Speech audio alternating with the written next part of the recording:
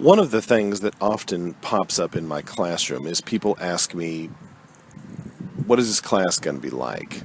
And it is sort of a different question, and it's difficult to answer because it is different for every person that's involved. The first thing I just kind of I'm going to say this now, it's not going to make as much sense as it could, but that a class with me is not a bus ride. So if you've ever been on a bus ride, maybe you know what it's like. If not, just keep that in mind as we move through. As a teacher, the important thing is not to make sure that the content is presented. That is the cheap way out. That does not help anyone except for the teacher, and it makes the teacher's job seem more like they are checking off boxes. Okay, today I did this. That is fairly useless. Instead, the teacher's job is to ensure that the material gets to the student with the student's best interest and end goals in mind. So, who are your students? I teach at a community college, and the students that we have are very varied, and in addition to the varied students, the way that they learn is varied. Now, we have in our classroom, we may very well have dual enrolled students, and these students are from homeschool, or they're from high schools, but they've left early to achieve their degrees, and these are students who are very inquisitive, very intuitive. They may not always be extroverts or have great social skills, but they know what they're doing and they know how to hit the job that's in front of them, and they work in a certain way. We may have students who come directly from high school, and based on their high school experience, they may be expecting to be spoon-fed information with important notes highlighted, and they expect that every Friday they may have a test or a quiz, and the ideas that were pointed out during the lecture will be on the quiz, and if they're not there, then it was an ineffectual item. We may have students who are coming in lateral entry from the workplace, and these people in the workplace are expecting to be taught in much the same way that they might be given on-the-job training. They'll be told about it, there'll be a short demonstration, then they'll each demonstrate their knowledge and abilities, and then they'll move on to the next step. You may have people who have been fired from a job, and they've always wanted to search on something, or they want to get a better job, and so they need to come to school to learn how to use new technology. And so those people will be expecting maybe things to be fairly easy or things to be somewhat difficult, but all the answers within reach, and all of the answers will be provided by the teacher. All they have to do is pay attention. Or they may already be in a mindset that every day is going to be a struggle. On the other hand, you might have a student in their late 50s or 60s, and they may not have ever used a computer before. They may have themselves set in a situation where they've always wanted to learn how to do this thing, and if they do it and they succeed, they're going to feel awesome about it. And if they do it and they don't succeed, well, they're willing to try again. No harm, no foul.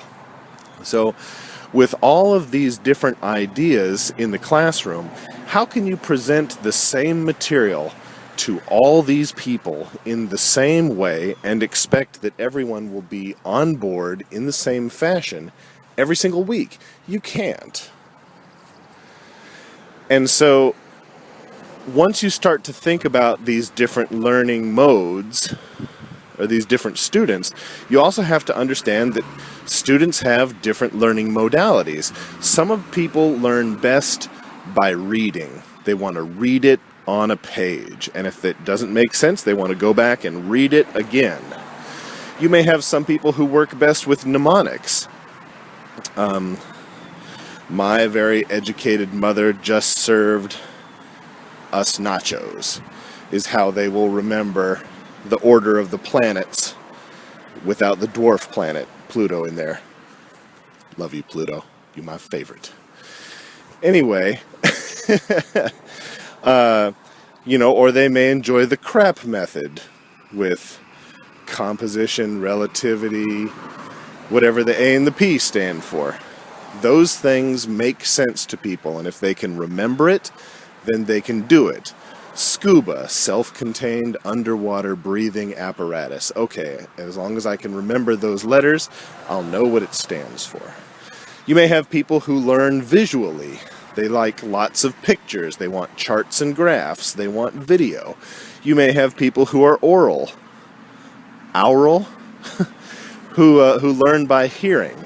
And so video might be great for them because they can listen to it again and again, or they may want to have a book on tape instead of a standard. You may have people who learn by doing, and they need to have demonstration followed by a hands-on component, or they need to be able to present their work to the class to feel good about what they've done. You may find people who learn by bouncing ideas off of one another, and so they'll sit down with everybody, they'll talk over their ideas, they'll do some sketching, they'll ask their neighbor, what do you think? They'll present their work, they'll wait for some feedback, and then they'll really go to town. So, with all these different people, with all these different backgrounds, and all these different ideas and different ways of learning, how can you as a teacher step in front of that class and present your material in a meaningful way that's going to lead to growth and success? The true answer is that you really can't. So when I get this idea of how am I going to teach the class, what is it that people will expect, this is not a bus ride. If you have been on a bus ride, the bus driver tells you when they're leaving and everybody has to be there. Then you get inside and you go where the bus driver wants to take you. And when the bus driver is taking you somewhere, you just sit there and wait. When you get to the location that the bus driver wants to stop, he stops. Everybody has to get out. And once everybody is out, the bus driver tells everybody when to come back. And that's it. I mean, it's fairly straightforward. I saw this most often in classes like art history, where we had 129 people in a room. Class started on time. There was a slide projector. The teacher put on the slide. They talked for exactly 3 minutes about each slide, and they went through for 2 hours straight with a 10-minute break in the middle. It was pretty amazing. And don't get me wrong, I have nothing against art history teachers. I took 9 classes on art history when I was in college. So, but if you think about a bus ride, if you don't like what you're seeing when you're stuck on the bus and you're going where the bus driver wants you to go, it gets very boring and you fall asleep. And so the idea of the bus ride and having a bus ride is not that great for most students. If the student is not interested in what you are saying or how you are saying it or how you're getting to the location, they are going to fall asleep. Stop paying attention. Instead, my classes are like a walking tour of a great house. We all start off together. We enter into an exciting room or a new area.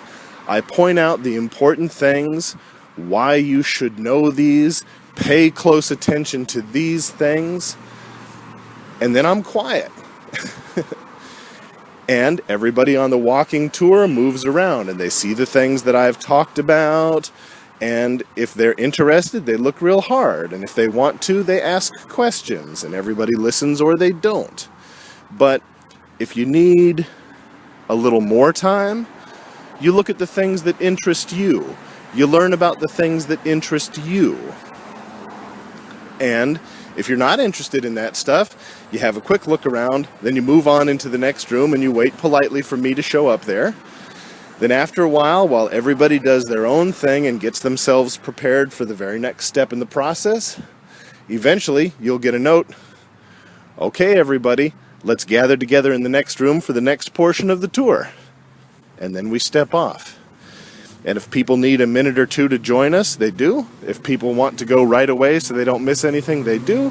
And if there's some people who need to linger for a couple of extra minutes, even after we've started on the next thing, well, that's their choice and they lose out a little bit.